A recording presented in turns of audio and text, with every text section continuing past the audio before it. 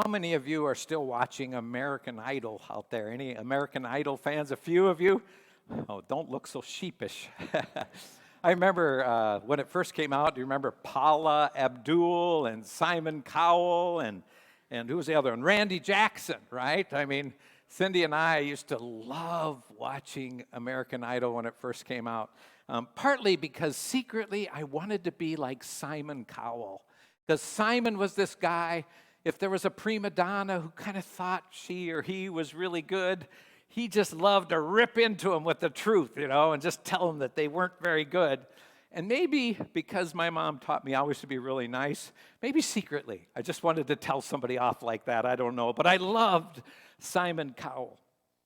But what kept me watching that show was my fascination with singing.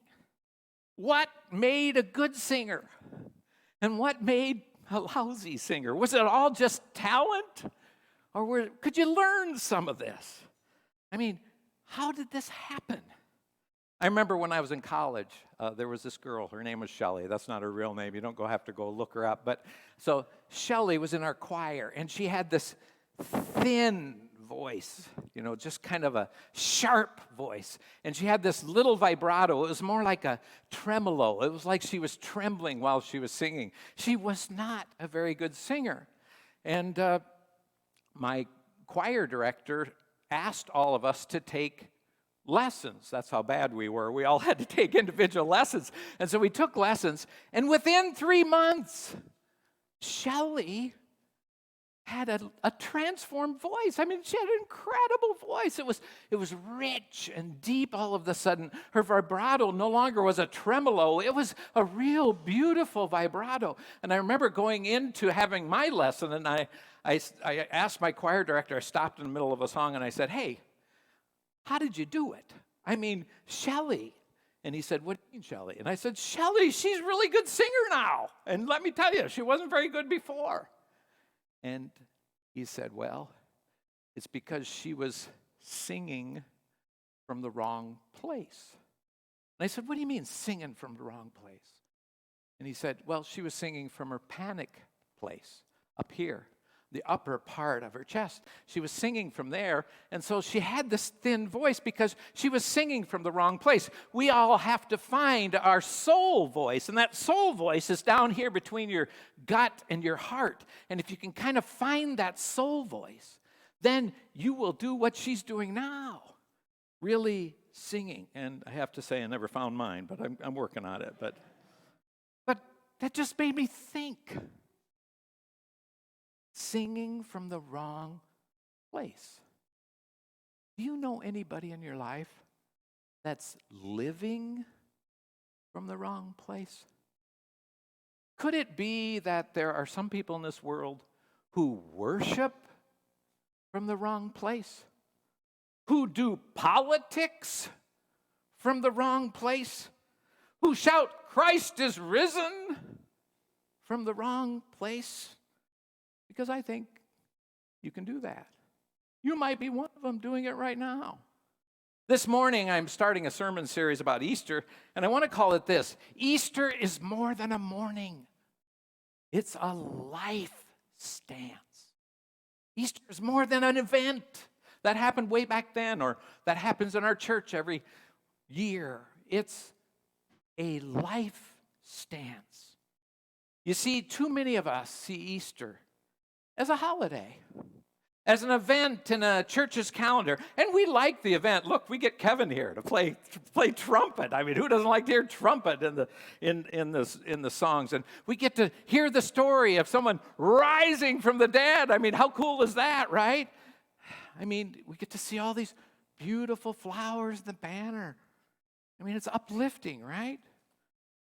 But if it's just that, just an event, we've lost the battle already. We've lost it. Easter, you see, is more about a life stance. Easter is a place that we find in our hearts, between our hearts and our gut, that when we learn to live out of it, it changes everything. It changes everything.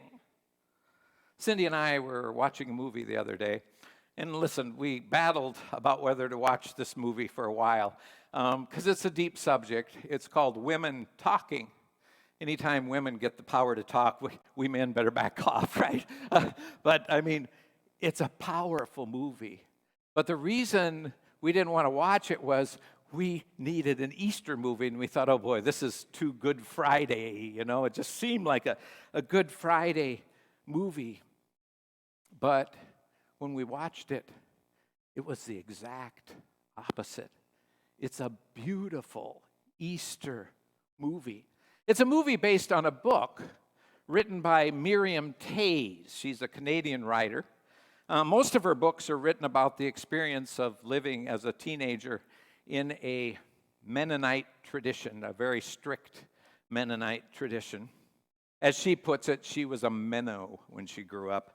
And as a teenager, she just hated the thought of herself as a citizen of the world's most non-progressive community. That's how she used to call it. And Woman Talking is this book and movie about a true story, a terrible, tragic story. It's, as Toews calls her novel, it's an imagined response to this real event. And it happened in 2005 to 2009. And during this time, over 100 girls and women in a Bolivian Mennonite colony were raped in the middle of the night. And they would get up in the morning and not even know it until they realized it, and just the horror of that. And they couldn't figure out what was going on. They told the leaders of the Mennonite community, all men, about it, and they said, oh, it must be the devil's doing. But they knew differently. And finally, one of the women caught a couple of the men, and they were Mennonites. They were from their community. In fact, they caught 7 to 9 of the Mennonite men doing this. And the way they did it, they took a cow tranquilizer, and they sprayed it into the women's rooms at night, and they would go under, and then they would do what they did. What kind of men would do such a thing? What kind of community would support and be silent about something like this? And what kind of a guy and gal like Cindy and I are going to watch this movie, right? I mean, it's a tough movie. But what's so cool about the movie is it's about these women getting together, and they elect 8 women to make the decision on whether they're going to stay in the community. They have 2 days to do this, so they're kind of locked in this room talking about what they should do. Should they stay or should they run? Should they just get out of there? And they fight about this. I mean, it's a great conversation, fascinating conversation, theological conversation, all sorts of conversations going on. And finally, they decide, look, we cannot stay here. This community is too instilled in all the sin that it is involved with this. It's too faulted. We've got to start anew. But then the argument is, how are we going to leave? Are we going to leave out of fear? Or are we going to leave running to something? And finally they said, we're not going to leave until we find out a why. Something we can run to. And so they have this discussion, and finally they come to the point where they realize they can run to a better life for their children, a better life for who they are, and a new community based on egalitarian ideas, not on a men-dominant society. And so you watch at the end of the movie as they leave, and you can tell by their stance, the fact that they're not running away, but instead running to, that they're going to get it, that they're going to make this thing happen. They have an Easter stance on that escape. Now that's a different kind of life stance, isn't it? To run out of fear or to run for hope? To run from Good Friday or run to Easter? To sing from your panic place or to sing from your soul? I'm afraid to say this, But a lot of us live from a very shallow Easter place. An Easter that's really mainly just covering up our fears. Kind of Easter close-ish, disguising what it is we are truly running from, pretending we're Easter people, when in reality we make all of our decisions based on our shaky boots, right? I mean, I do this all the time. I don't want you to live that way. I don't want to live that way. God doesn't want you to live that way. God doesn't want me to live that way. And if you read our scriptures, our story, our Easter story, you'll realize that something happens to the disciples between the Good Friday Easter events that follow and the next time we hear about them in our scriptures, in our story. Peter is a good example. Where is he in Good Friday? Running, hiding, pretending he's not a Galilean. You remember him by the fire there? You can hear his brittle voice denying the truth. He's singing totally from his panic voice. I am telling you the truth, he says. I don't know this man. That's panic, man. That's fear. But on the day of Pentecost, just 50 days after, we see a totally different Peter rise. Do you remember the scene? It's 50 days after Good Friday, Easter. All the disciples are gathered near the temple for the Jewish feast of Pentecost. People from all over the world have gathered, and they start talking to each other in different languages, and they're understanding, and nobody understands what's going on, right? And finally, they all stop, and who stands up? Who rises up to speak to all of them? Peter! Are you kidding me? Peter. And he doesn't speak out of fear. He speaks out of Easter. He speaks out of hope. He's changed. No longer is he singing from his panic voice. He's found a new voice, an Easter voice, a voice that comes from the toes of his soul and just rises through his body. And when he sings his sermon of Pentecost, it's kind of like the choir's going to sound here with the Hallelujah chorus. I mean, it's full of hope. No fear there.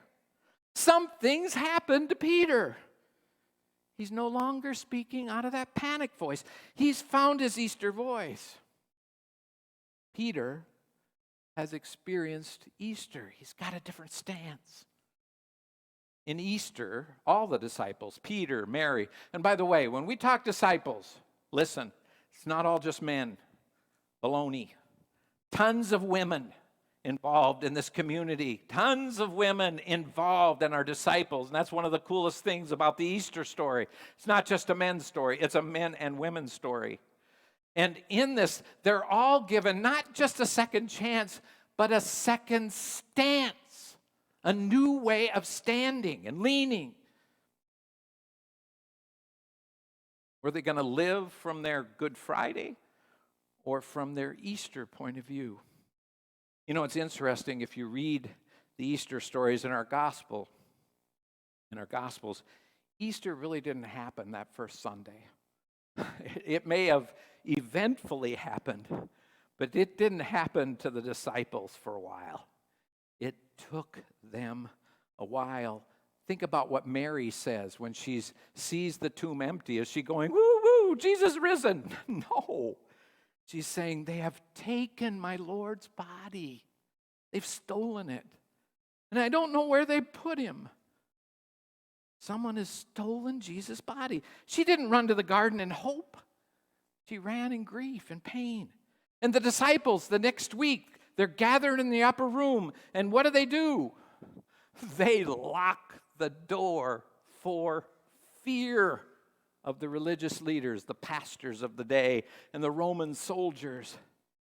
It takes the disciples a lot of time and the women a lot of time to move from the Easter event to an Easter life stance. It takes the disciples time and effort to move from a life stance of living Good Friday to a life stance of living Easter. In a sense, I want to just say this. On the cross, it wasn't just Jesus, the historical Jesus, Jesus, the body that died. For the disciples and the women there, it was God. It was what life was all about. They had bought into Jesus' message and Jesus' life.